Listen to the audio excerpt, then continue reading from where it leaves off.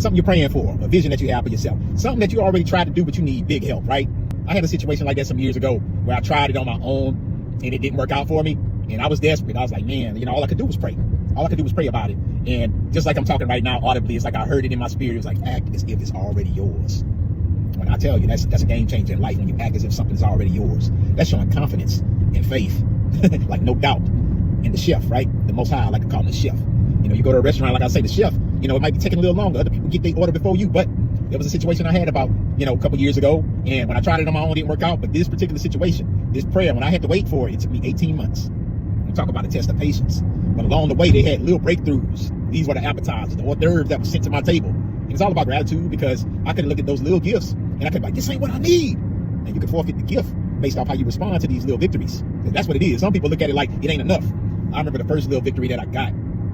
I was like, man, you know what? Ain't quite what I asked for, but I'm grateful. It's better than nothing. I remember it was my attitude about it. Like automatic, I didn't have like no negative feelings about it. I said, man, I do need a little bit more, but I'll take it. You know what I mean? It's a start. That's how I looked at it. 3 to 4 weeks later, I guess it was based off my response. Man, when I say that gift that I received, right? That answer, that little hors d'oeuvre, that little appetizer that I received, it's like it was multiplied by like 10. I'm talking about a huge breakthrough came, but it still wasn't quite what I needed. But I was getting somewhere. You know what I mean? And this is what I mean when I say the chef will send you, the hors d'oeuvres along. You know how you be at somebody's house, you're an elder, and they cooking a dish, and they like, here, come taste. But you got to go back. They'll give you a taste, but you got to go back outside and play or whatever until they'll call you when the meal is ready, but they allow you to get a taste. That's what was happening to me. I was getting a taste of my answered prayer, and it was just getting me more excited. But I believe my gratitude is what made the chef like, yeah, I got you. It's coming. And man, I was just getting more and more excited. But it took me, realistic people, 18 months. It took 18 months. Did I want to wait that long? No. But as I was getting excited and I was getting these appetizers, I was just like, I wasn't even concerned. I knew it was going to happen. I was acting as if it was already going to happen. It was already mine. It's already mine. That's how, clear you have to be in your mind about your vision. You got to be unshakable. That's why it's important not to share everything with other people, because, they can discourage you. They can plant seeds of doubt. And you got to be like totally confident that it's going to happen. And this particular thing that happened, it was huge. I didn't tell anybody about it until it was done. I didn't tell nobody.